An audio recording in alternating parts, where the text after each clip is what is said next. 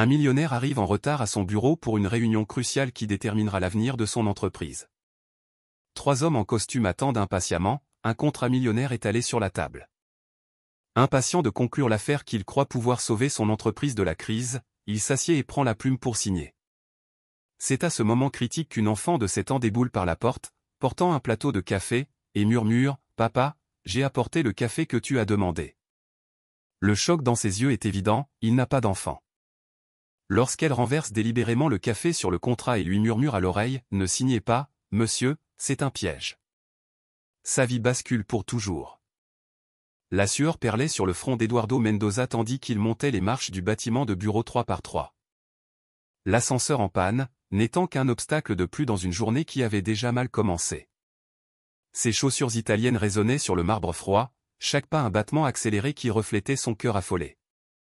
45 minutes de retard, 45 minutes qui pourraient lui coûter cher. L'entreprise Mendoza et Associés était sur la corde raide financièrement depuis des mois, et cette réunion représentait sa dernière chance de salut. 3 investisseurs prêts à injecter suffisamment de capital pour non seulement le tirer de la faillite, mais aussi pour étendre ses activités à d'autres États. C'était le genre d'opportunité qui ne se présente qu'une fois dans une vie, et il était en retard. Lorsqu'il atteignit enfin le 12e étage, Eduardo s'arrêta un instant pour reprendre son souffle et ajuster sa cravate. À 52 ans, il était en bonne forme, mais l'anxiété des derniers mois avait fait des ravages. Ses cheveux gris, toujours impeccablement coiffés, montraient des signes qu'il y avait passé nerveusement les mains pendant tout le trajet. La secrétaire, une femme d'âge moyen avec d'épaisses lunettes, le regarda avec une expression mêlant soulagement et inquiétude lorsqu'il passa la réception presque en courant. « Monsieur Mendoza, ils vous attendent dans la salle de conférence depuis 14 heures, murmura-t-elle, mais Eduardo était déjà passé tel un ouragan. Le couloir qui menait à la salle de réunion ne lui avait jamais paru aussi long. Les murs revêtus de bois fin et les œuvres d'art mexicaines qui, d'ordinaire, lui inspiraient confiance et fierté pour ses réalisations, semblaient aujourd'hui se moquer de sa situation désespérée. Chaque pas le rapprochait non seulement de la réunion, mais peut-être du dernier acte de sa carrière d'homme d'affaires. Eduardo avait toujours été connu pour sa ponctualité obsessionnelle et son perfectionnisme en affaires. C'était le genre d'homme qui arrivait 15 minutes avant tout engagement, qui vérifiait les contrats 3 fois avant de les signer, qui avait bâti son empire sur la confiance mutuelle et la parole donnée. Ironiquement, c'est précisément cette confiance excessive envers ses partenaires qui l'avait mené à cette situation désespérée. Au cours des 6 derniers mois, une série d'investissements ratés et de partenariats qui s'étaient avérés frauduleux avaient englouti presque toutes les réserves de l'entreprise. Eduardo refusait de licencier des employés, dont beaucoup travaillaient avec lui depuis plus d'une décennie, et cette loyauté ne faisait qu'accélérer l'hémorragie financière. Son compte bancaire personnel était déjà utilisé pour payer les salaires, et cela ne suffirait pas beaucoup plus longtemps. La solitude pesait également sur ses épaules. Divorcé il y a 5 ans, sans enfant, Eduardo s'était entièrement consacré aux affaires, croyant que le succès professionnel compenserait l'absence d'une famille. Maintenant, face à la ruine potentielle, il percevait à quel point sa vie personnelle était vide. Il n'y avait personne pour le consoler, personne pour partager ses peurs, seulement des employés préoccupés par leur propre emploi et des avocats qui facturaient des honoraires. Lorsqu'il arriva enfin à la porte de la salle de conférence, Eduardo respira profondément et ajusta les poignets de sa chemise. À travers le verre dépoli, il pouvait voir les silhouettes de 3 hommes assis autour de la table en acajou. L'odeur familière du cuir des fauteuils et le son assourdi de l'air conditionné créaient une atmosphère qui, en d'autres circonstances, aurait été réconfortante. Aujourd'hui, elle semblait oppressive. Il tourna la poignée dorée, força un sourire confiant et entra dans la pièce. « Messieurs, je vous prie de bien vouloir m'excuser pour ce retard. » La circulation était infernale, et ses mots moururent lorsqu'il vit les expressions impatientes des 3 hommes en costume sombre qui l'attendaient. Sur la table, éparpillées de manière presque théâtrale, se trouvaient les pages du contrat qui allait changer sa vie à jamais. Roberto Santana, le plus grand des 3 hommes, se leva du fauteuil d'un mouvement brusque qui fit légèrement trembler la table. Ses yeux, petits et perçants, se fixèrent sur Eduardo avec une intensité gênante. 45 minutes, Mendoza. N'importe où ailleurs, cela serait considéré comme un manque de respect. Eduardo sentit le sang lui monter au visage, mais garda son sang-froid. « Je comprends parfaitement votre irritation, Roberto. Je peux vous assurer que cela ne reflète en rien mon sérieux concernant cette association. Il tira la chaise au bout de la table, celle qu'il occupait toujours lors de ses réunions, tentant de reprendre un certain contrôle sur la situation. Carlos Ferreira, un homme rondelet avec une moustache poivre et sel, resta assis, mais tambourinait nerveusement des doigts sur le cuir de la mallette qu'il avait à côté de lui. Le temps, c'est de l'argent, Eduardo, et nous avons tous les trois annulé des engagements importants pour être ici aujourd'hui. J'espère que vous êtes venus prêts à boucler cette affaire une fois pour toutes. Le troisième homme, Marcelo Torres, plus jeune que les deux autres, mais tout aussi bien habillé, parcourait les pages du contrat d'un mouvement mécanique. Il y avait quelque chose dans ses gestes qu'Eduardo ne pouvait pas déchiffrer entièrement, une anxiété qui semblait aller au-delà de la simple impatience. Les conditions restent les mêmes que celles que nous avons discutées par téléphone, dit Marcelo sans lever les yeux du document. 15 millions de pesos injectés immédiatement, plus 5 millions dans 6 mois en échange de 40% de l'entreprise. Eduardo hocha la tête, bien qu'une partie de lui hésita encore. C'était un pourcentage élevé, mais ses options étaient limitées. J'aurais besoin de revoir certaines clauses avant de signer. Quoi, réviser? Interrompit Roberto, sa voix empreinte d'incrédulité. Eduardo, nous avons déjà envoyé un procès-verbal complet il y a 2 semaines. Vous avez eu amplement le temps d'analyser chaque virgule avec vos avocats. La pression dans la pièce augmenta perceptiblement. Eduardo pouvait sentir le poids des regards des 3 hommes sur lui, comme s'ils étudiaient chaque micro-expression de son visage. Il y avait quelque chose de presque prédateur dans leur façon de l'observer, une intensité qui allait au-delà de ce qui serait normal dans une négociation commerciale. Carlos se pencha en avant, appuyant ses coudes sur la table. Écoutez, Eduardo, nous ne sommes pas les seuls intéressés par l'investissement dans des entreprises de votre secteur. Si vous n'êtes pas prêt à conclure cette affaire aujourd'hui, il serait peut-être préférable que nous cherchions d'autres opportunités. La menace voilée frappa Eduardo comme un coup de poing dans l'estomac. Il savait que d'autres opportunités comme celle-là n'apparaîtraient pas. Au cours des derniers mois, il avait frappé à la porte de dizaines d'investisseurs et la plupart n'avaient même pas accepté une réunion.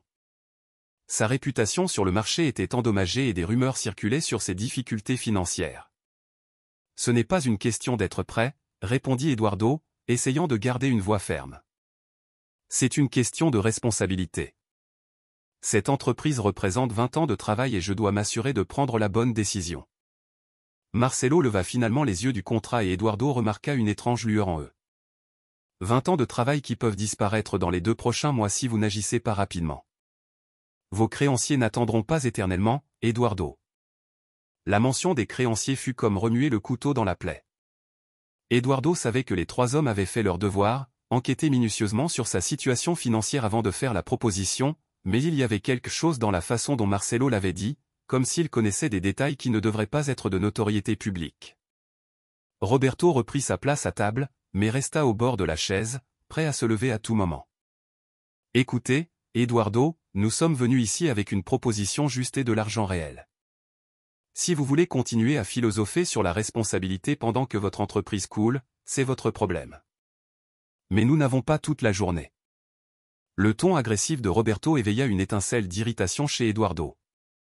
Tout au long de sa carrière, il avait été traité avec respect et considération par ses partenaires commerciaux. Cette attitude arrogante était complètement nouvelle pour lui et, un instant, il se demanda s'il voulait vraiment s'associer à ces hommes. Cependant, la réalité financière pesait plus lourd que l'inconfort personnel. Eduardo prit le stylo Mont Blanc qu'il portait toujours dans la poche intérieure de sa veste, un cadeau qu'il s'était fait à lui-même lorsqu'il avait signé son premier grand contrat 20 ans plus tôt. Le métal froid entre ses doigts lui donna une étrange sensation d'adieu. Très bien, dit-il finalement, positionnant le stylo sur la première page du contrat. Réglons cela une fois pour toutes. Les 3 hommes se regardèrent rapidement et Eduardo capta un éclair de satisfaction sur leur visage. La pointe du stylo Mont-Blanc n'était qu'à 2 cm de la ligne pointillée lorsque la porte de la salle de conférence s'ouvrit avec un léger grincement. Eduardo leva les yeux, s'attendant à voir sa secrétaire avec une excuse pour un appel urgent, mais à la place, une petite fille entra, portant un plateau d'argent avec une tasse de café fumant. Elle ne devait pas avoir plus de 7 ans, avec des cheveux châtains foncés attachés en 2 tresses ébouriffées et une simple robe bleue qui semblait trop grande pour son corps frêle. Ses grands yeux expressifs se fixèrent immédiatement sur Eduardo, ignorant complètement les 3 hommes qui l'observaient avec une irritation croissante. « Papa » dit-elle d'une voix claire et décidée. S'approchant de la table à pas prudents pour ne pas renverser le café, « Je vous ai apporté le café que vous avez demandé. » Le silence qui s'ensuivit fut assourdissant. Eduardo eut l'impression que le monde avait cessé de tourner autour de lui. Le stylo lui glissa des doigts et roula sur la table en produisant un bruit métallique qui résonna dans la pièce comme un coup de feu. Il regarda la petite fille avec une expression d'absolu étonnement. Ses lèvres bougeaient sans produire de son. Roberto fut le premier à rompre le silence. Sa voix chargée d'impatience, « Mais qu'est-ce qui se passe ici? Qui est cet enfant ?» Il regarda autour de la pièce comme s'il s'attendait à ce que quelqu'un apparaisse pour expliquer l'étrange situation. Eduardo retrouva enfin sa voix, bien qu'elle sortît comme un murmure rauque. « Moi, je n'ai pas d'enfant. » Ces mots semblaient adressés plus à lui-même qu'aux autres personnes présentes dans la pièce. « Je n'ai pas d'enfant. » La petite fille continua de s'approcher, ses yeux ne quittant jamais le visage d'Eduardo. Il y avait une étrange détermination dans son regard, un sérieux qui semblait inapproprié pour quelqu'un d'aussi jeune. Lorsqu'elle arriva à côté de sa chaise, elle posa le plateau sur la table avec la précaution exagérée d'une enfant cherchant à impressionner les adultes. Carlos se pencha en avant, son visage rouge d'irritation. « Écoute, petite fille, tu t'es trompée d'endroit. C'est une réunion privée d'adultes. Où est ta maman ?» Mais la petite fille ne prêta aucune attention à Carlos. Au lieu de cela, elle se pencha vers Eduardo, si près que lui seul pouvait l'entendre. Ces mots, murmurés avec une urgence désespérée, lui tombèrent dessus comme une douche froide. « Ne signez pas, monsieur, c'est un piège. Ils veulent tout vous voler. » Eduardo sentit le sang se figer dans ses veines. Il regarda les yeux de la petite fille et y vit quelque chose qui le troubla profondément. Elle était sérieuse. Il n'y avait là aucun jeu d'enfant, aucune fantaisie ou imagination. Il y avait une peur réelle, une urgence véritable. Avant qu'il ne puisse répondre ou poser la moindre question, la petite fille se redressa et, d'un mouvement qui sembla délibérément maladroit, renversa la tasse de café sur le contrat. Le liquide sombre se répandit rapidement sur les pages, tachant l'encre et rendant plusieurs clauses complètement illisibles. « Oh non !» s'exclama-t-elle, portant les mains à son visage dans une expression d'horreur parfaitement mise en scène. « Pardon, papa, c'était pas fait exprès. » Le chaos éclata immédiatement. Roberto sauta de sa chaise comme s'il avait reçu une décharge électrique. « Maudite, le contrat est ruiné. » Il commença à essayer de nettoyer les pages avec des serviettes en papier, mais c'était inutile. L'encre s'étendait et maculait de plus en plus. Marcelo se joignit à l'effort de sauvetage frénétique, ses mains tremblant visiblement tandis qu'il tentait de séparer les pages mouillées. « Nous avons besoin d'un autre contrat immédiatement. Nous ne pouvons plus perdre de temps. » Carlos resta assis, mais Eduardo remarqua que ses poings étaient serrés sur la table, les jointures blanches de tension. Comment une enfant a-t-elle pu passer la sécurité du bâtiment, où diable était la réceptionniste? Eduardo, cependant, était entièrement concentré sur la petite fille.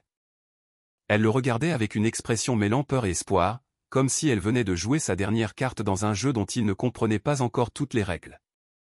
Il y avait quelque chose dans la façon dont elle l'observait, attendant sa réaction, qui lui fit comprendre que cela n'avait pas été un accident. L'urgence dans son murmure résonnait encore dans son esprit. C'est un piège. Ils veulent tout vous voler. Comment une enfant de 7 ans pouvait-elle savoir une chose pareille? Et pourquoi était-elle prête à prendre un tel risque pour l'avertir? Eduardo se leva lentement de sa chaise, ses yeux alternant entre la courageuse fillette et les 3 hommes qui semblaient plus désespérés de sauver le contrat que ce qui serait normal dans des circonstances ordinaires. Eduardo resta debout à côté de la petite fille, son esprit travaillant frénétiquement pour traiter ce qui venait de se passer. L'avertissement de celle-ci résonnait dans ses oreilles comme une alarme silencieuse tandis qu'il observait la réaction exagérée des 3 hommes face à l'accident avec le café. Quelque chose n'allait définitivement pas. « Nous devons résoudre cela immédiatement, » déclara Roberto. Sa voix chargée d'une anxiété qui semblait disproportionnée à la situation. « J'ai un autre engagement dans 1 heure et je ne peux pas le reporter à nouveau. » Eduardo se pencha et posa doucement la main sur l'épaule de la petite fille. « Ma petite, peux-tu me dire ton nom ?» Sa voix était basse, presque paternelle, mais ses yeux restaient alertes, observant chaque réaction des hommes autour de la table. « Sofia, » répondit-elle à voix basse, entrelaçant nerveusement ses petits doigts. « Sofia Santos, ma maman travaille ici en tant qu'agent d'entretien. La révélation tomba sur Eduardo comme si une pièce du puzzle se mettait en place. Il se souvenait vaguement d'avoir approuvé l'embauche d'une nouvelle employée de nettoyage quelques semaines auparavant, mais il n'avait jamais prêté attention à ces détails personnels. L'entreprise sous-traitait ses services et il interagissait rarement avec le personnel de soutien. Carlos frappa la table du poing, faisant sauter les restes de la tasse brisée. C'est inadmissible. Une enfant ne devrait pas circuler librement dans les étages de direction pendant des réunions importantes. Calme-toi, Carlos, dit Eduardo, mais sa voix portait une nouvelle autorité, une fermeté qui n'était pas présente au début de la réunion. Sofia, peux-tu me dire exactement ce que tu as entendu qui t'a fait penser que c'était un piège? Sofia regarda autour de la pièce, ses yeux s'arrêtant brièvement sur chacun des 3 hommes avant de revenir à Eduardo. J'étais en train de jouer dans le couloir quand ils sont arrivés plus tôt. Je les ai entendus parler entre eux avant que vous n'arriviez. Marcelo se leva brusquement, faisant tomber des papiers dans le processus. C'est ridicule. Nous perdons notre temps à écouter les fantasmes d'une enfant. Eduardo, soyez raisonnable. Mais Eduardo ne se sentait plus raisonnable. Pour la première fois depuis des mois, son intuition d'homme d'affaires, celle qui l'avait guidé pendant 2 décennies d'affaires réussies, activait toutes les alarmes dans son esprit. Il s'accroupit pour se mettre à la hauteur des yeux de Sofia. Sofia, peux-tu répéter exactement ce que tu as entendu? Chaque mot que tu parviens à te souvenir. La petite fille déglutit, visiblement nerveuse sous le poids des regards des adultes, mais sa voix resta ferme. Ils ont dit que vous alliez signer votre propre ruine et qu'après aujourd'hui, vous ne commanderiez plus jamais votre entreprise. L'homme grand a dit que vous étiez idiot de leur faire confiance. Le silence qui s'ensuivit était chargé d'une tension électrique. Eduardo pouvait entendre son propre cœur battre tandis qu'il traitait les mots de la petite fille. Lentement, il se redressa et regarda Roberto, dont le visage avait perdu toute couleur. C'est intéressant, dit Eduardo, sa voix dangereusement calme. Comment se fait-il que vous sembliez si désespéré que je signe ce contrat immédiatement? En 20 ans d'affaires, je n'ai jamais vu d'investisseurs authentiques aussi pressés. Roberto tenta de retrouver son calme, mais sa voix sortit un ton plus haut que la normale. Eduardo, êtes-vous vraiment prêt à ruiner une opportunité de salut en vous basant sur les fantasmes d'une enfant? C'est de la paranoïa. Peut-être, Eduardo hocha la tête, retournant à sa chaise, mais restant debout derrière elle. Mais la paranoïa sauve parfois des entreprises. Sofia, reconnaîtrais-tu leur voix si tu les entendais à nouveau? Oui, monsieur, répondit-elle sans hésiter, désignant directement Roberto. C'était sa voix qui a dit que vous étiez idiot. Roberto devint livide. C'est une accusation absurde. Je n'ai jamais. Quoi? Interrompit Eduardo, sa voix tranchante. Vous n'avez jamais dit que j'étais idiot ou vous ne l'avez jamais pensé? Parce que ce sont 2 choses très différentes, Roberto. Carlos tenta d'intervenir en prenant un ton conciliateur. Eduardo, s'il vous plaît, soyez sensé. Nous sommes tous nerveux et fatigués. Peut-être devrions-nous reporter cette réunion à demain, lorsque nous pourrons avoir une copie propre du contrat. Et non, dit fermement Eduardo, si vous êtes des investisseurs légitimes, cela ne vous dérangera pas d'attendre pendant que j'examine ce contrat plus attentivement. Après tout, c'est mon entreprise qui est en jeu. Il se pencha sur la table et commença à séparer les pages tachées de café, ignorant les protestations des 3 hommes. Pour la première fois, il lisait réellement les clauses avec attention, ne se contentant pas de les survoler comme il l'avait fait dans la version qu'il avait reçue par email. Sofia resta à ses côtés, observant tout avec ses grands yeux attentifs. Eduardo pouvait sentir la bravoure émanant de la petite fille, une bravoure qui l'inspirait à faire confiance à nouveau à ses instincts d'homme d'affaires. Et c'est alors qu'il vit la première clause suspecte, cachée à la page 3, écrite dans un langage juridique complexe que peu d'entrepreneurs parviendraient à déchiffrer rapidement. Ses yeux s'écarquillèrent lorsqu'il comprit pleinement ce qu'il était sur le point de signer. Eduardo lut la clause une 2e fois, puis une 3e, sentant le sang se glacer progressivement à chaque mot. Cachée dans le langage juridique alambiqué de la page 3, se trouvait une disposition qui transférerait automatiquement le contrôle majoritaire de l'entreprise aux investisseurs. Si un retard de paiement des dividendes de plus de 30 jours survenait, compte tenu que l'entreprise était déjà confrontée à des difficultés de trésorerie, cette clause était pratiquement une garantie qu'il perdrait le contrôle total de son empire en quelques semaines. Ce n'était pas un investissement, c'était une acquisition hostile déguisée. Intéressant, murmura Eduardo en désignant le paragraphe spécifique. Cette clause ici, sur le transfert de contrôle des actions, je ne me souviens pas que nous l'ayons discutée lors des négociations préliminaires. Marcelo se pencha sur la table, essayant de voir ce qu'Eduardo désignait, mais son expression dénotait une nervosité croissante. Ce ne sont que des formalités légales standards, Eduardo. Des protections normales pour les investisseurs en cas de manquement. Eduardo compléta, sa voix prenant un ton dangereusement bas, un manquement qui, compte tenu de l'état actuel de l'entreprise, serait pratiquement inévitable d'ici 2 mois. Sofia restait à ses côtés, observant tout avec une attention impressionnante pour une enfant de son âge. Eduardo perçut qu'elle suivait la conversation avec une compréhension qui allait au-delà de ce qui était attendu, comme si elle avait déjà entendu des discussions similaires auparavant. Roberto tenta de reprendre le contrôle de la situation, mais sa voix portait une note de désespoir mal dissimulée. Eduardo complique inutilement quelque chose qui devrait être simple. Si vous ne nous faites pas confiance, il serait peut-être préférable que nous annulions toute la négociation. Peut-être bien, répondit Eduardo, continuant d'examiner le document. Mais avant cela, autre chose m'intrigue.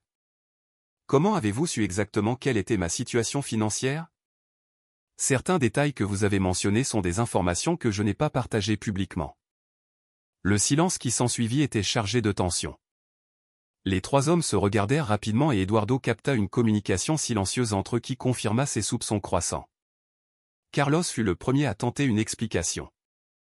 Nous avons fait notre diligence raisonnable. Bien sûr, tout investisseur sérieux enquête sur la situation financière d'une entreprise avant d'eux. Diligence raisonnable, répéta Eduardo, tournant la page suivante du contrat, qui incluait de parler à mes employés, d'accéder à des documents internes, car vous avez mentionné des détails spécifiques sur mes créanciers que même mon comptable ne connaît pas entièrement. Sofia toucha doucement le bras d'Eduardo, attirant son attention.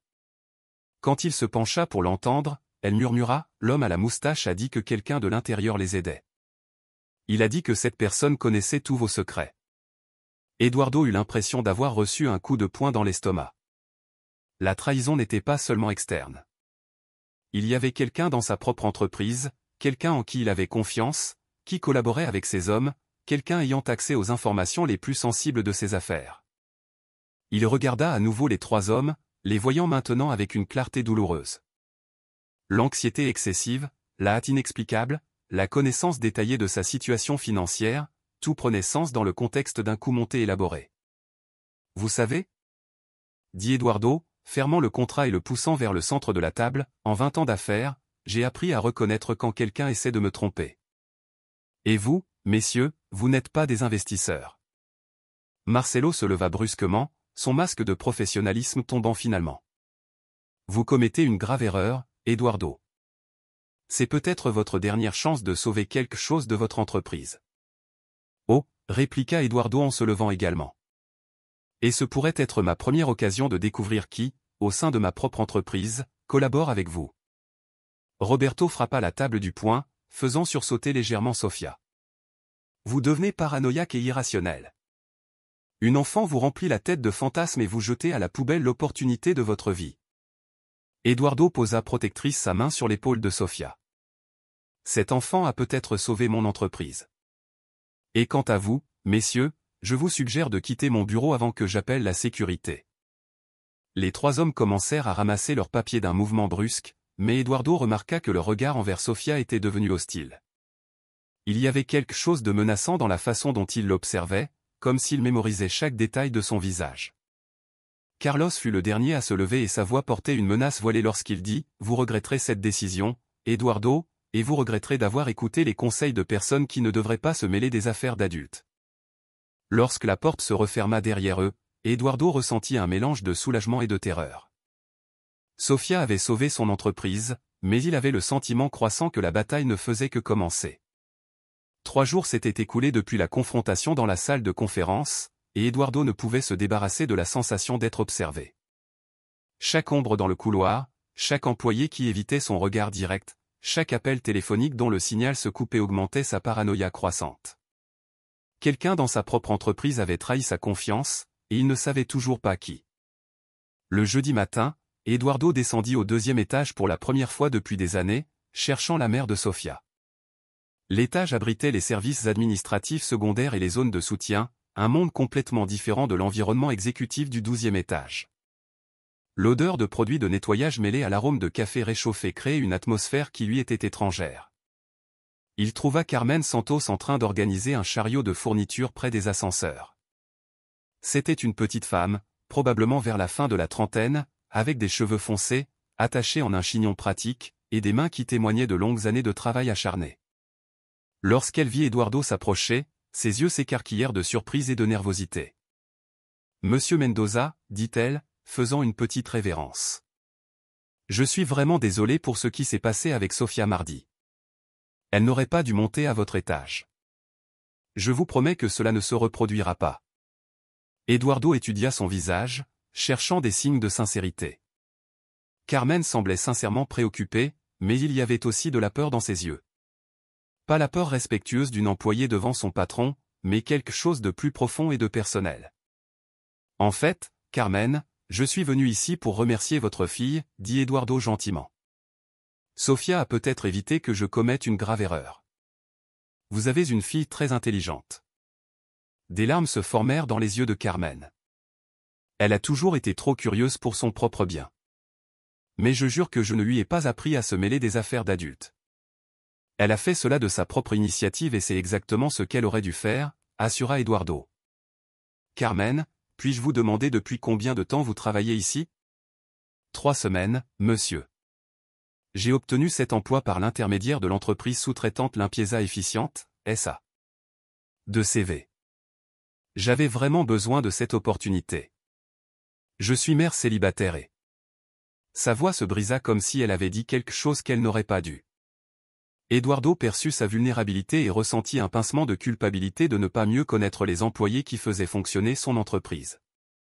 Carmen, vous Sofia, avez-vous remarqué quelque chose d'étrange ces derniers jours, des gens qui posent des questions sur vous ? Avant qu'elle ne puisse répondre, Rodrigo Almeida, superviseur du département administratif, apparut dans le couloir. Eduardo avait toujours considéré Rodrigo comme un employé exemplaire. 15 ans dans l'entreprise. Il connaissait chaque détail des opérations internes. Il avait accès à pratiquement tous les documents financiers. « Monsieur Eduardo » dit Rodrigo avec un sourire qui n'atteignait pas ses yeux. « Quelle surprise de vous voir ici. Un problème avec les services de nettoyage ?» Il y avait quelque chose dans la façon dont Rodrigo regarda Carmen qui attira l'attention d'Eduardo. C'était un regard rapide, presque imperceptible, mais chargé de sens. Carmen, à son tour, sembla légèrement se recroqueviller en présence de Rodrigo. « Aucun problème, répondit Eduardo, gardant une voix décontractée. Juste pour vérifier si tout se passe bien dans les étages inférieurs. Parfois, nous, au niveau de la direction, perdons le pouls de ce qui se passe dans le reste de l'entreprise. » Rodrigo rit, mais le son sortit forcé. « Eh bien, vous pouvez être tranquille. Tout fonctionne parfaitement. Carmen s'est montrée une employée très dévouée, n'est-ce pas, Carmen ?»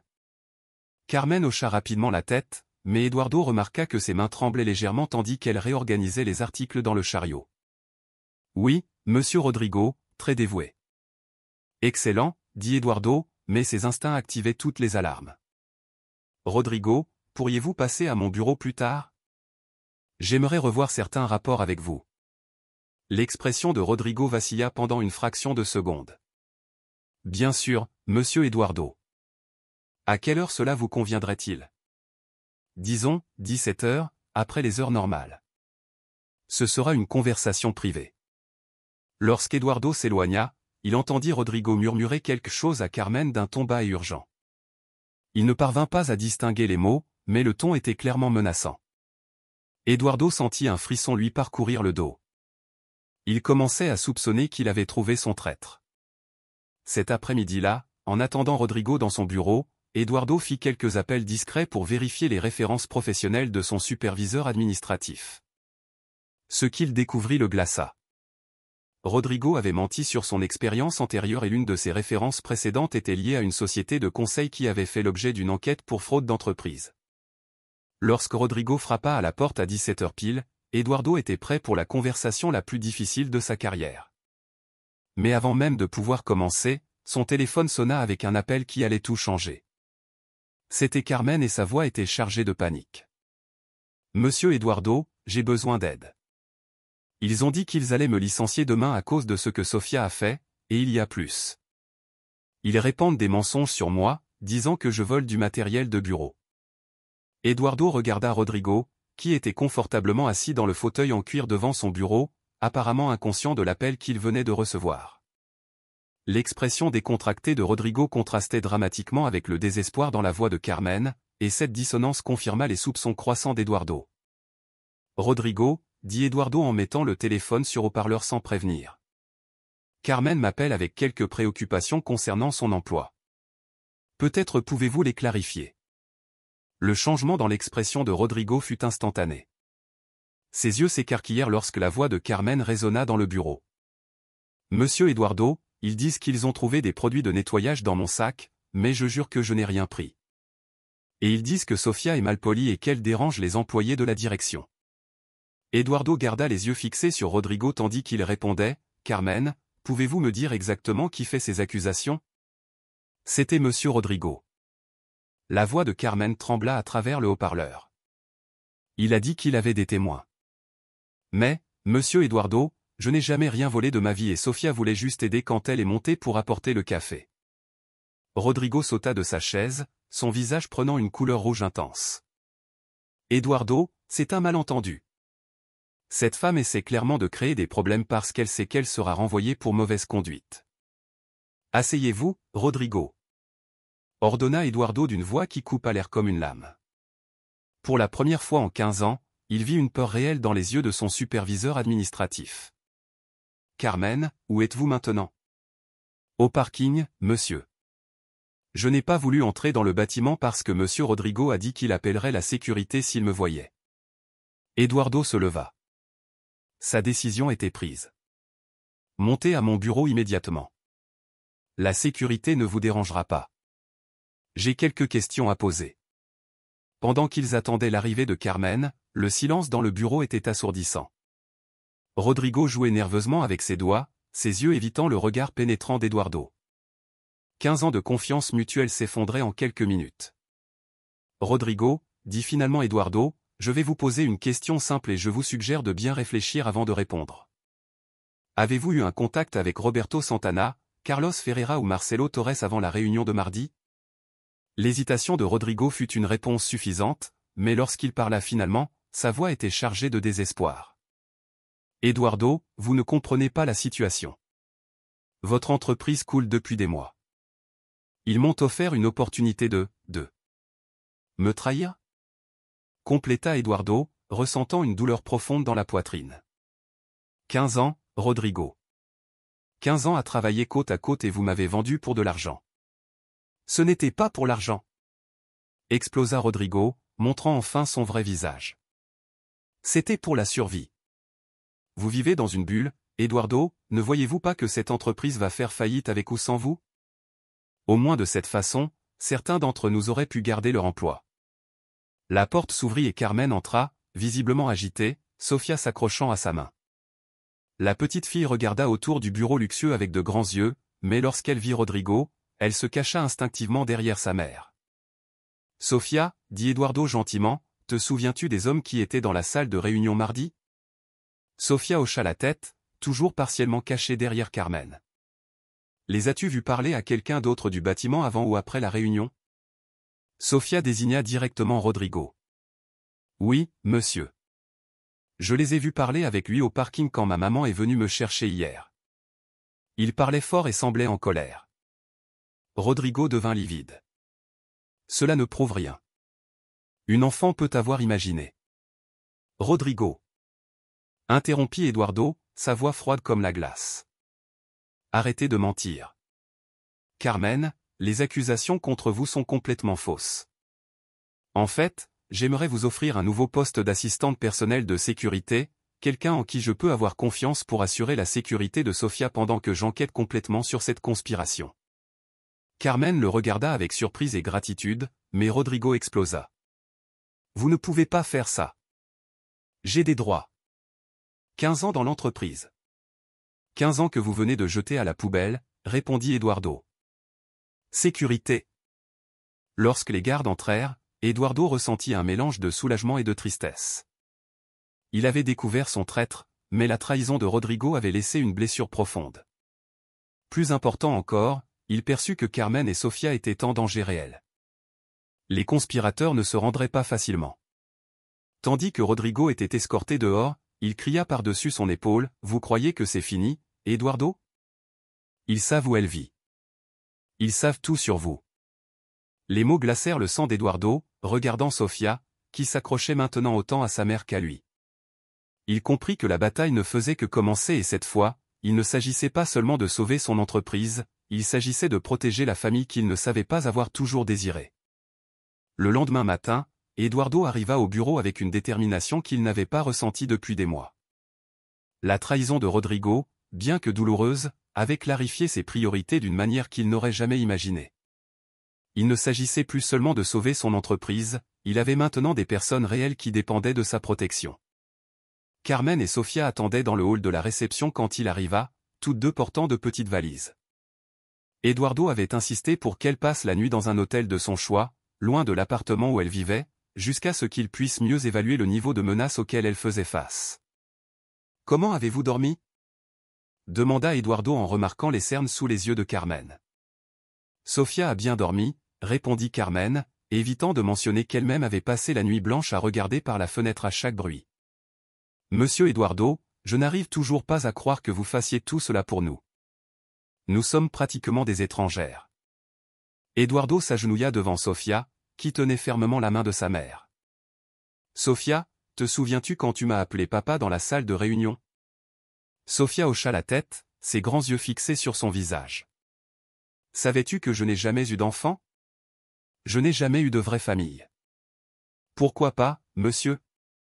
demanda Sofia avec la curiosité directe des enfants. Eduardo sourit tristement, « Parce que j'ai passé tellement de temps à construire mon entreprise que j'ai oublié de construire de vraies relations. Mais tu m'as rappelé quelque chose de très important, que certaines personnes valent plus que tous les contrats du monde. » Carmen sentit des larmes se former dans ses yeux. Pendant des années, elle avait lutté seule pour élever Sofia, travaillant à plusieurs emplois, toujours préoccupée de savoir si ce serait suffisant. La gentillesse d'Eduardo était quelque chose qu'elle ne savait pas comment accepter. Eduardo se leva et s'adressa à la réceptionniste. « Marina, Carmen Santos est ma nouvelle assistante personnelle.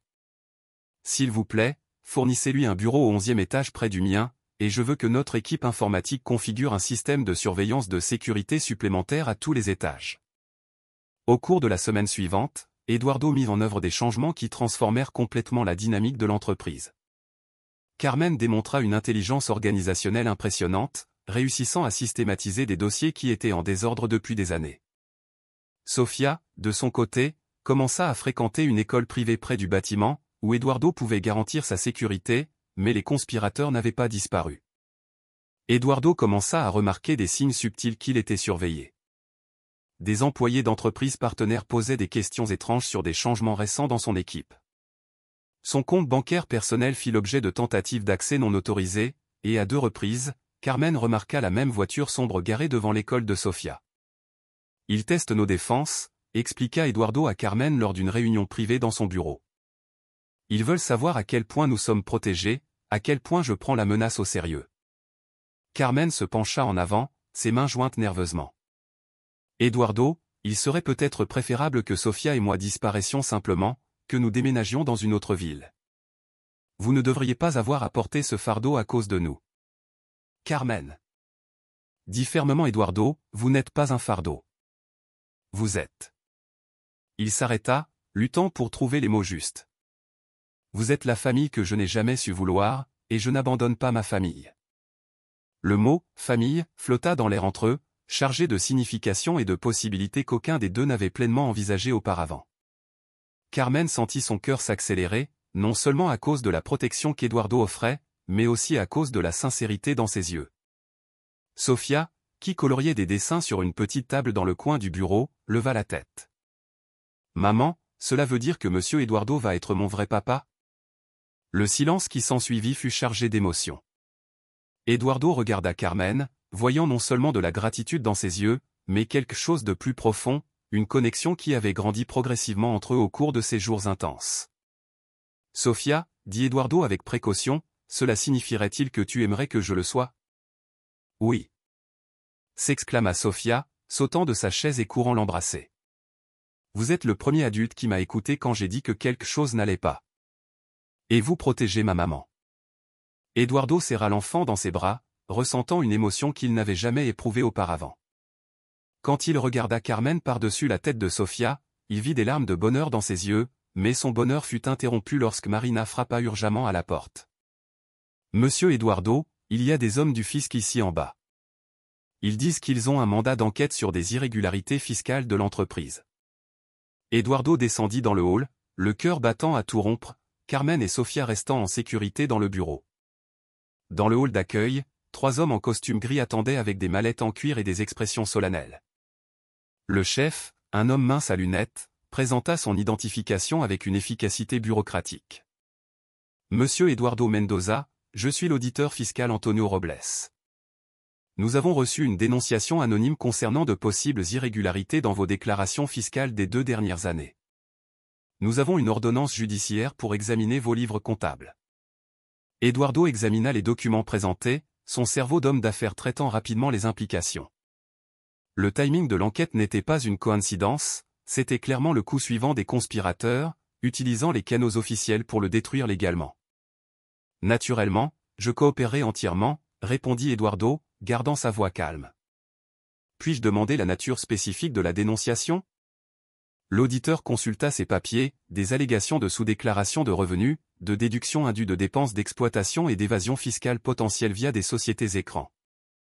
Ce sont des accusations graves, monsieur Mendoza. Eduardo sentit le sang se glacer. Chacune de ces accusations était exactement le type de délit fiscal qui pourrait détruire non seulement son entreprise, mais aussi sa liberté personnelle. Et le plus terrifiant était qu'elles étaient trop spécifiques pour être inventées au hasard. Quelqu'un avait planté des preuves fausses très convaincantes. Au cours des 3 heures suivantes, Eduardo accompagna les auditeurs tandis qu'ils examinaient méticuleusement chaque dossier, chaque transaction, chaque document fiscal de l'entreprise. Carmen garda Sofia divertie à l'étage supérieur, mais Eduardo pouvait sentir la tension émanant de tout le bâtiment. Ce fut lorsque l'auditeur Robles trouva le premier document suspect qu'Eduardo comprit la véritable étendue de la conspiration contre lui. C'était une facture d'une entreprise appelée Consultoria Strategica, S.A. de CV. Pour des services qu'Eduardo était absolument certain de n'avoir jamais contractés. Monsieur Mendoza, dit l'auditeur en tenant le document, cette facture de 200 000 pesos a été déduite comme dépense d'exploitation dans votre déclaration de l'année dernière.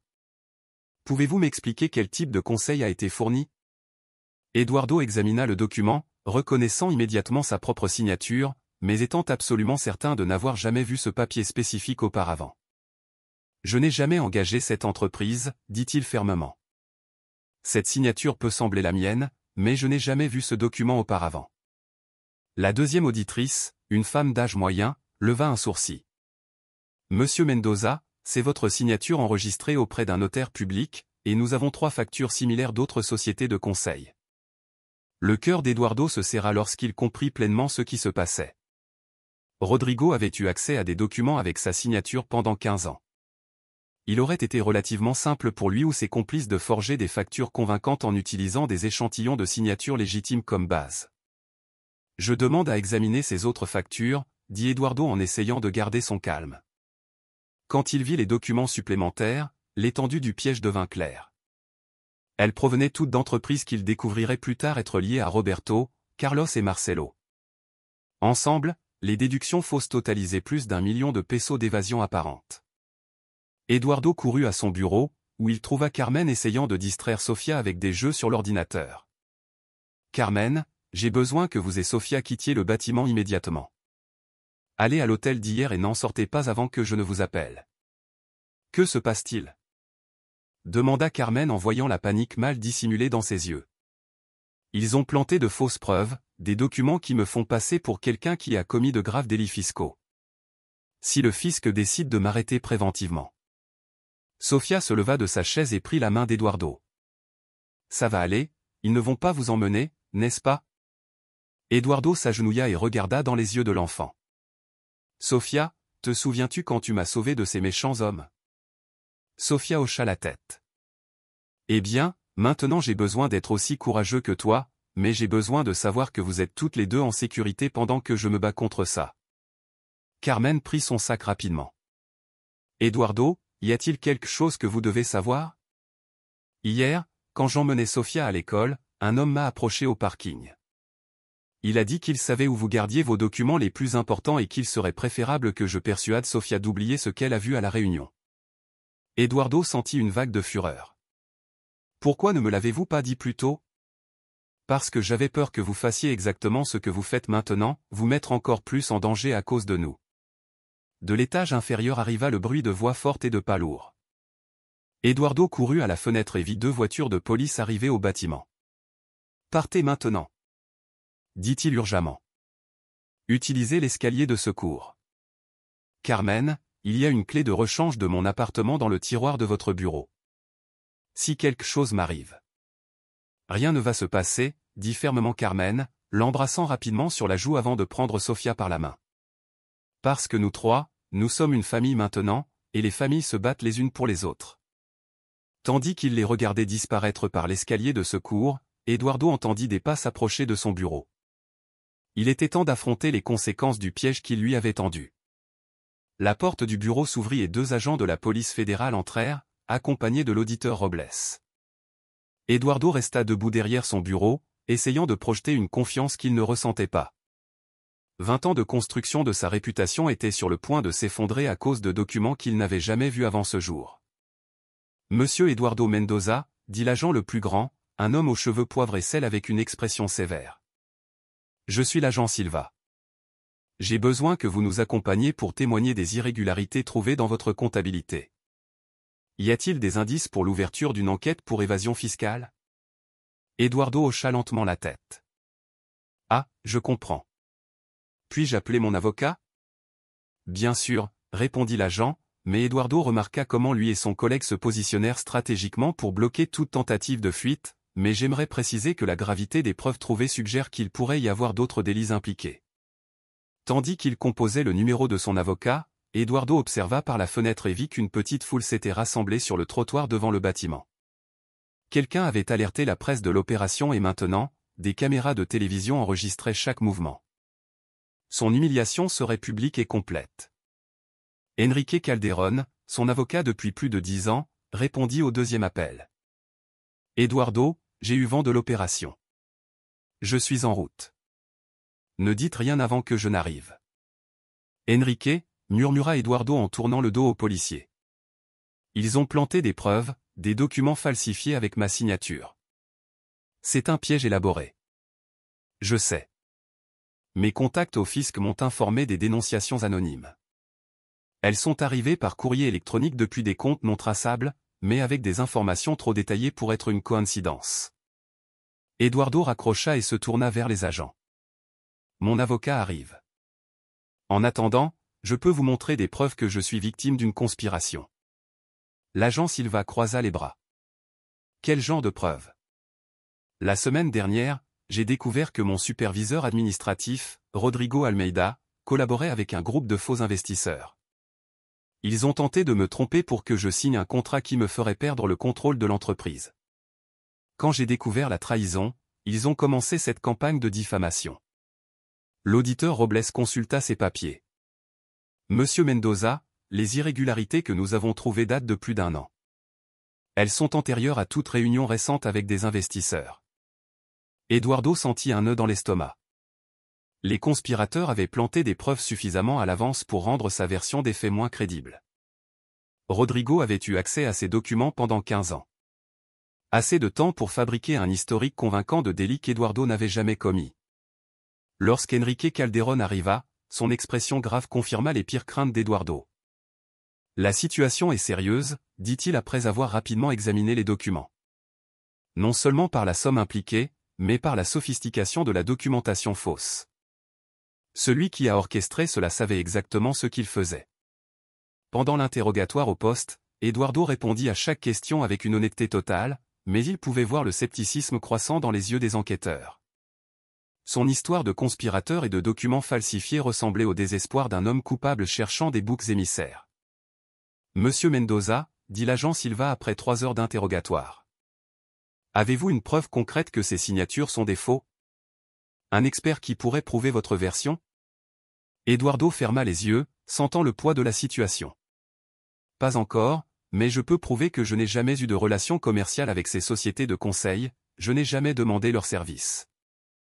Je n'ai jamais rencontré leurs représentants. Intéressant, dit l'agent en feuilletant les papiers, car nous avons ici un agenda de réunion qui a été trouvé sur l'ordinateur de votre ancien employé Rodrigo Almeida. Il montre diverses rencontres de votre part avec des représentants de ces entreprises au cours de l'année dernière. Le cœur d'Eduardo se serra. Rodrigo avait fabriqué non seulement des documents fiscaux, mais un historique complet de fausses relations commerciales. La conspiration était encore plus élaborée qu'il ne l'avait imaginé. Enrique Calderón lui toucha le bras. Eduardo, je dois être honnête avec vous. Les preuves contre vous sont très bien construites. Parvenir à prouver quelles sont des falsifications prendra du temps, peut-être des mois. Et d'ici là, je serai en prison. Compléta Eduardo. Cette possibilité existe, à moins que nous ne puissions trouver très rapidement quelque chose qui prouve définitivement votre innocence. Eduardo pensa à Carmen et Sofia cachées à l'hôtel, probablement en train de regarder les nouvelles de son arrestation imminente à la télévision. Il pensa à la promesse qu'il avait faite à Sofia d'être courageux comme elle l'avait été. Mais comment pourrait-il lutter contre une conspiration aussi bien orchestrée? C'est alors qu'il se souvint de quelque chose.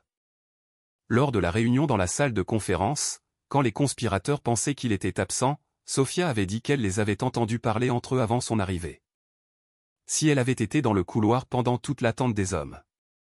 Agent, dit Eduardo soudainement, j'ai besoin de faire un appel urgent. Je pourrais avoir un témoin qui a entendu les conspirateurs admettre leur crime. Eduardo appela Carmen, les mains tremblantes, priant pour qu'elle soit encore à l'hôtel et n'ait pas éteint son téléphone en voyant les nouvelles de sa situation. L'agent Silva autorisa l'appel en sa présence et celle du maître Calderón. Le maître Calderón, clairement sceptique quant à toute preuve qu'une enfant de 7 ans pourrait fournir. Eduardo, la voix de Carmen était chargée d'anxiété. J'ai vu les nouvelles. Sofia pleure, demandant si vous allez aller en prison. Carmen, écoutez attentivement. J'ai besoin de parler à Sofia de ce qu'elle a entendu exactement avant la réunion de mardi. Chaque mot, chaque détail qu'elle parvient à se souvenir peut être notre seule chance de prouver mon innocence. Il y eut un silence avant que Sofia ne prenne le téléphone, sa petite voix tremblante. Papa Eduardo, ça va? Les méchants hommes vous ont-ils fait du mal? Eduardo sentit des larmes se former dans ses yeux en l'entendant l'appeler papa devant les agents. Sofia, tu es très courageuse, tu te souviens? Et maintenant, j'ai encore besoin de ton courage. Peux-tu me raconter tout ce que tu as entendu ces hommes dire quand ils pensaient qu'ils étaient seuls? Oui. Sofia répondit, sa voix devenant plus ferme. J'étais en train de jouer dans le couloir parce que ma maman nettoyait les toilettes de l'étage.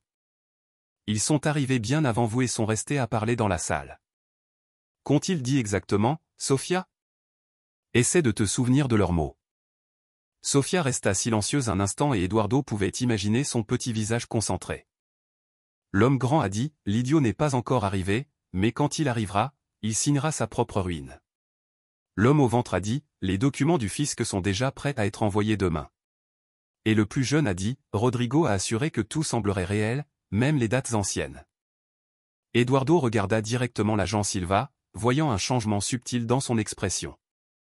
Sofia, ont-ils mentionné quelque chose sur ce qu'ils feraient après que j'ai signé? Oui. L'homme grand a dit qu'après que vous auriez perdu l'entreprise, il diviserait tout en 3 parties. Et l'homme au ventre a ri et a dit que vous ne le découvririez jamais parce que vous seriez en prison pour les faux papiers. Le silence dans la salle du poste de police était total. L'agent Silva se pencha en avant. Petite fille, es-tu absolument sûre d'avoir entendu ces mots spécifiques? Oui, monsieur. J'ai une bonne mémoire. La maîtresse le dit toujours. Maître Calderón prit le téléphone. Sofia, c'est Maître Enrique, l'avocat d'Eduardo. Reconnaîtrais-tu les voix de ces hommes si tu les entendais à nouveau? Bien sûr, surtout celle de l'homme grand parce qu'il parlait très fort et se mettait facilement en colère. Eduardo reprit le téléphone. Sofia, y a-t-il autre chose dont tu te souviens? Tout détail peut être important. Ah, oui. Ils ont parlé d'un homme appelé Antonio. Ils ont dit qu'il s'occuperait de la partie du fisc et que cela leur avait coûté beaucoup d'argent pour obtenir son aide. L'auditeur Robles, qui était resté silencieux jusqu'alors, devint visiblement mal à l'aise. Eduardo remarqua que ses mains tremblaient légèrement tandis qu'il organisait ses papiers. « Sofia, dit Eduardo avec précaution, ont-ils mentionné le nom complet de cet Antonio, ou non ?» Mais l'homme au ventre a dit que c'était le type aux lunettes qui allait faire semblant de trouver les faux papiers aujourd'hui. Tous les yeux se tournèrent vers l'auditeur Robles, qui tenta de garder son calme, mais était clairement en panique. L'agent Silva regarda d'Eduardo à l'auditeur et de nouveau à Eduardo. « Monsieur Robles, dit l'agent d'une voix dangereusement basse, souhaitez-vous faire un commentaire sur ce que nous venons d'entendre ?» Robles se leva brusquement. « C'est absurde. Allez-vous croire les fantasmes d'une enfant contre un fonctionnaire public avec 15 ans de carrière ?» Eduardo sentit une vague d'espoir. « Agent, je suggère que vous vérifiez la situation financière récente de Monsieur Robles. Je parie que vous trouverez des dépôts suspects. » J'y pensais déjà, répondit l'agent Silva en faisant signe à son collègue. « Monsieur Robles, vous allez devoir nous accompagner pour une conversation plus détaillée. » Lorsqu'ils emmenèrent Robles pour l'interroger dans une pièce séparée, Eduardo put enfin respirer. « Sofia, tu viens de me sauver la vie. Tu es la petite fille la plus courageuse et la plus intelligente que je connaisse. Cela veut dire que vous allez rentrer à la maison ?» demanda Sofia. « J'espère bien, ma petite. J'espère bien. » Maître Calderon posa la main sur l'épaule d'Eduardo. « À partir du moment où Robles parlera, et il parlera sous la pression, toute l'enquête contre vous s'effondrera. Des documents forgés par un auditeur corrompu n'ont aucune valeur légale. » 2 heures plus tard, Eduardo était libre. Robles avait avoué sous interrogatoire, révélant non seulement sa participation à la falsification de documents, mais aussi les noms des véritables cerveaux et les détails de la manière dont l'opération avait été orchestrée. Quand Eduardo arriva à l'hôtel, Sofia courut dans ses bras comme si elle était vraiment sa fille depuis des années. Carmen l'embrassa avec une intensité qui parlait de soulagement, de peur et de quelque chose de plus profond que ni l'un ni l'autre n'était encore prêt à nommer. « Vous m'avez sauvé la vie, » dit Eduardo en les serrant toutes les deux dans ses bras.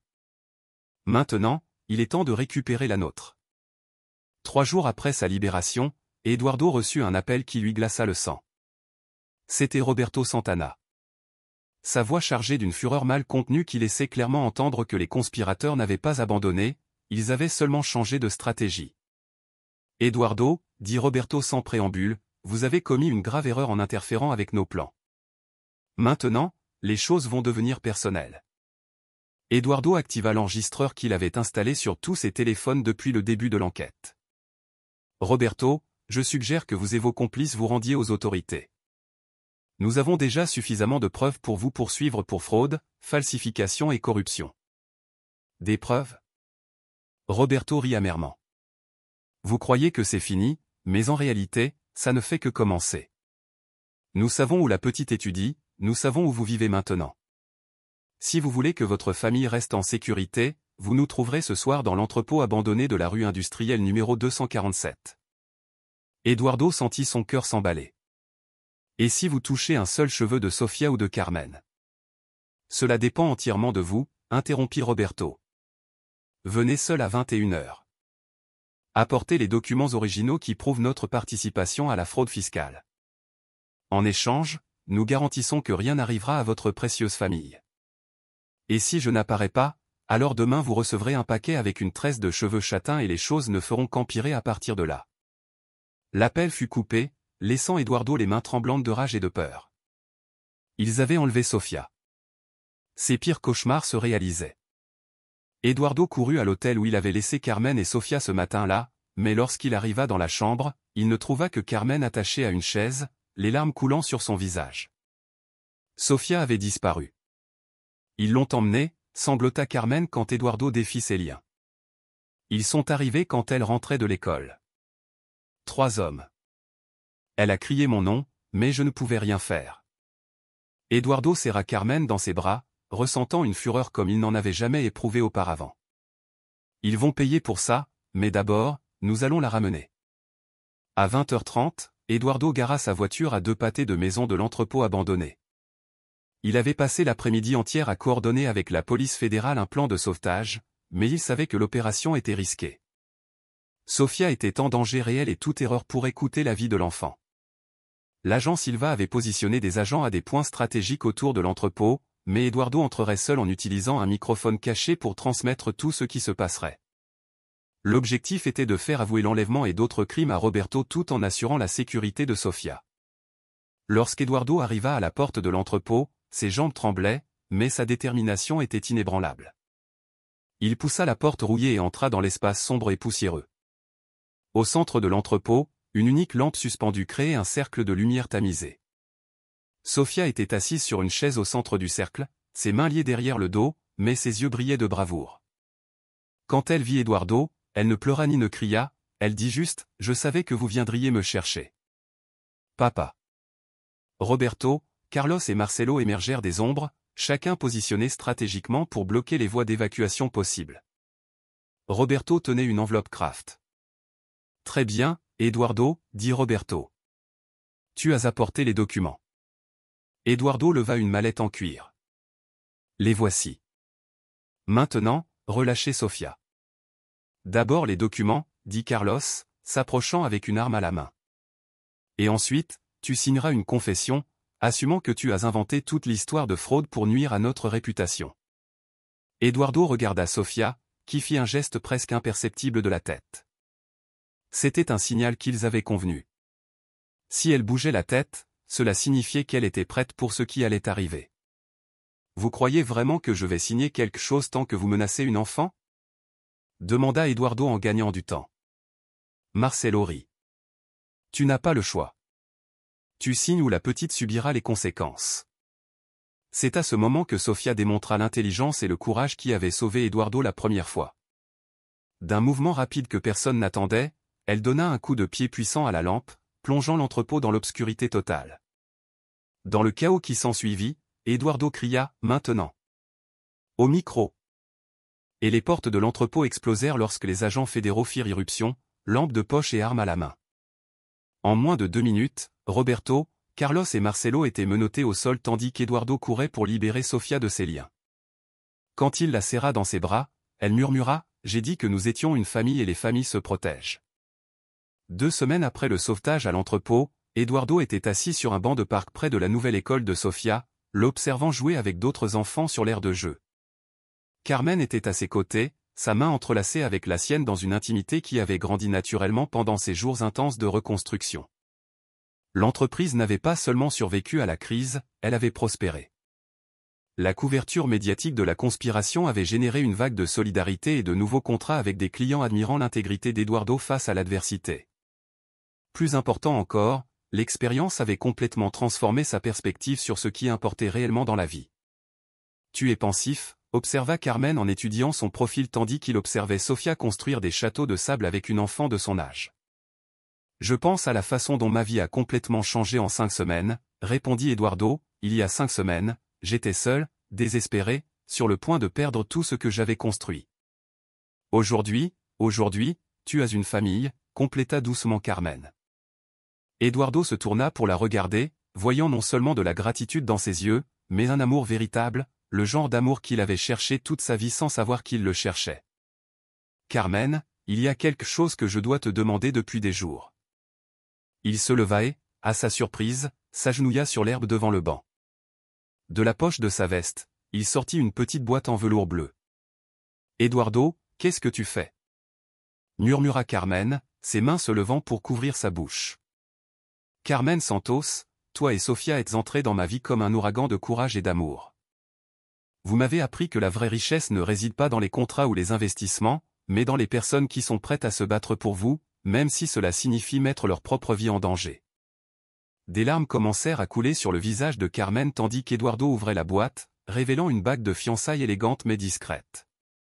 Veux-tu m'épouser ? Non pas parce que tu as besoin de protection ou de sécurité, mais parce que je t'aime et que j'aime Sofia comme si elle était ma fille biologique. Avant que Carmen ne puisse répondre, Sofia apparut en courant, ayant remarqué le mouvement dans le parc. « Maman, pourquoi tu pleures ? Papa Eduardo, pourquoi est-il par terre ?» Eduardo sourit à travers ses propres larmes. « Sofia, je demande à ta maman de m'épouser. » Cela signifie que je serai officiellement ton père et que nous trois serions une vraie famille pour toujours. Qu'en penses-tu? Sofia poussa un cri de joie qui fit se retourner plusieurs personnes dans le parc. Oui, oui, oui. J'ai toujours voulu un vrai papa. Carmen rit à travers ses larmes.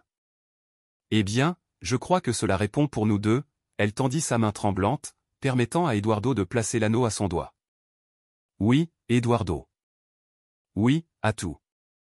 Lorsqu'Eduardo se leva et embrassa Carmen, Sofia se jeta dans les bras des deux, créant une étreinte familiale qui scella officiellement l'union qui avait commencé avec un café renversé et un murmure courageux.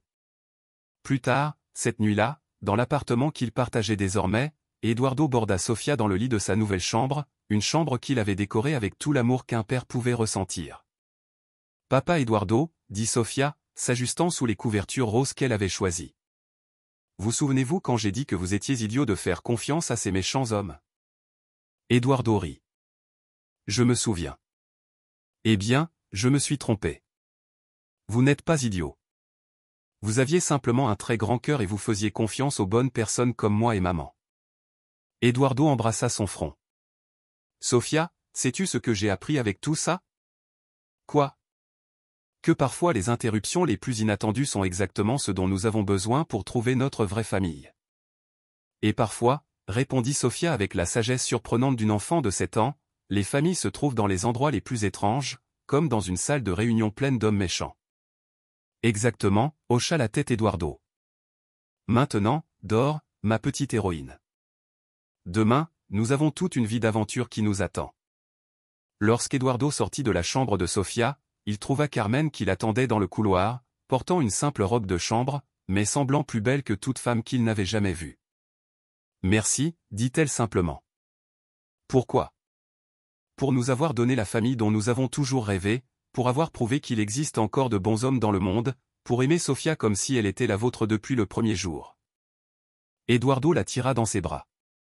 Carmen, c'est à vous que je devrais vous remercier. Vous m'avez sauvé d'une vie vide que je ne percevais même pas que je vivais. Tandis qu'ils marchaient ensemble vers la chambre qu'ils partageaient maintenant, Eduardo regarda une dernière fois vers la porte de la chambre de Sofia. En 5 semaines, il avait gagné non seulement une entreprise prospère, mais une famille qui valait plus que tous les contrats du monde. La conspiration qui avait failli le détruire, ironiquement, lui avait donné le plus beau cadeau de sa vie, le véritable amour et la paternité qu'il avait toujours secrètement désiré. 6 mois après sa libération, Eduardo était debout dans la même salle de conférence où tout avait commencé, mais elle avait été complètement transformée. Les murs étaient décorés de dessins colorés que Sofia avait faits à l'école et une photo de famille était fièrement exposée sur la table en acajou. Carmen, maintenant son épouse depuis 3 mois, était à ses côtés, révisant les documents de leur nouvelle initiative entrepreneuriale. La fondation Mendoza Santos avait été créée pour protéger d'autres entrepreneurs de coups similaires à celui qu'Eduardo avait affronté. Utilisant l'expérience douloureuse qu'ils avaient vécue, ils avaient développé un système de conseil gratuit qui aidait les petites et moyennes entreprises à identifier les fraudes potentielles avant qu'il ne soit trop tard. Monsieur Carballo va arriver dans 15 minutes, dit Carmen en vérifiant l'agenda. En tant que directrice exécutive de la fondation, elle avait démontré un talent naturel pour l'administration qui avait surpris même Eduardo. Il soupçonne que ses partenaires tentent de l'expulser de sa propre entreprise. Eduardo hocha la tête, organisant les papiers sur la table. Chaque cas qu'il traitait lui apportait une satisfaction qu'il n'avait jamais ressentie dans ses affaires précédentes. Il ne s'agissait plus seulement de profit, mais de protéger des familles et des rêves d'être détruits par des personnes sans scrupules. Sofia entra en courant dans la salle, vêtue de son uniforme scolaire et portant un sac à dos rose qu'Eduardo avait acheté pour célébrer ses excellentes notes au premier semestre. À 8 ans, elle était devenue une élève brillante, mais elle conservait la même bravoure et la même intuition aiguisée qui avait sauvé Eduardo ce jour fatidique. « Papa, maman », dit-elle avec animation. Aujourd'hui à l'école, la maîtresse nous a demandé d'écrire sur nos héros. J'ai écrit sur vous deux. Eduardo s'agenouilla pour se mettre à sa hauteur. Sur nous? Pourquoi? Parce que vous m'avez appris qu'être courageux ne signifie pas ne pas avoir peur, cela signifie faire ce qui est juste même quand on a peur. Et vous m'avez aussi montré que les vraies familles se choisissent avec le cœur.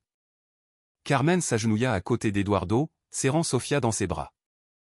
Et toi, tu nous as appris que parfois les enfants peuvent être plus sages que les adultes. L'interphone de la table sonna doucement.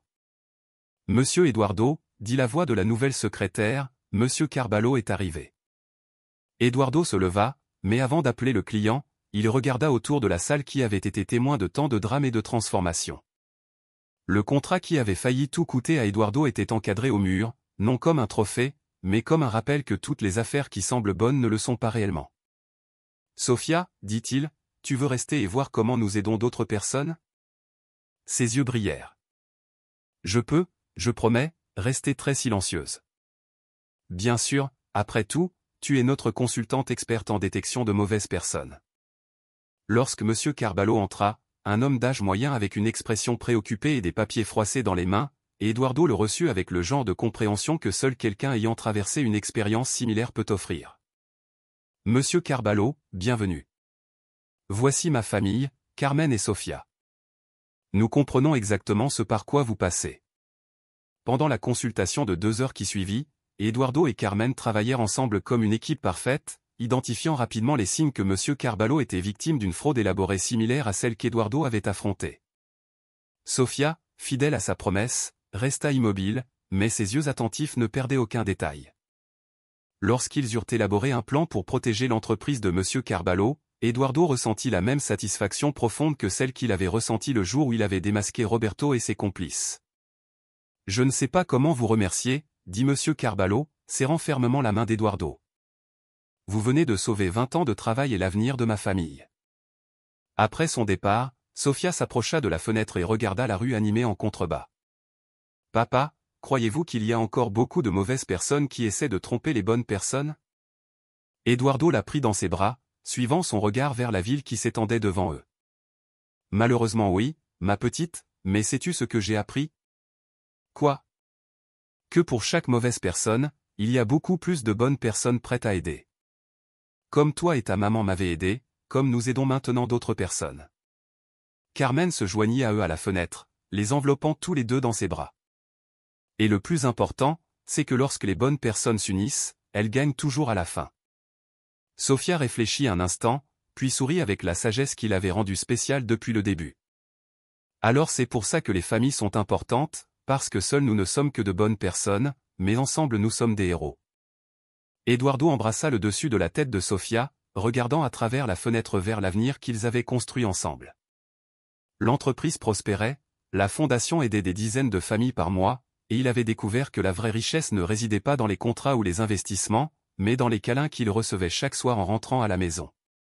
Cet après-midi tendu de mardi, quand une enfant courageuse interrompit une réunion avec un plateau de café, avait marqué non seulement la fin d'une conspiration, mais le début de la famille qu'Eduardo n'avait jamais su qu'il avait toujours désiré. 5 semaines avaient suffi pour changer 3 vies pour toujours. Et maintenant, regardant vers l'avenir avec sa femme et sa fille à ses côtés, Eduardo savait que les meilleures aventures de la vie étaient encore à venir. Parfois, les interruptions les plus inattendues sont exactement ce dont nous avons besoin pour découvrir qui se soucie vraiment de nous. Et parfois le courage d'une enfant peut sauver non seulement des fortunes, mais des vies entières. La salle de réunion qui avait failli tout coûter à Eduardo était maintenant un symbole de la façon dont le véritable amour peut triompher de toute conspiration. Et sur le mur, à côté du contrat encadré, une photo de famille souriait, rappelant à tous les visiteurs que les affaires les plus importantes de la vie n'impliquent pas d'argent, mais des cœurs.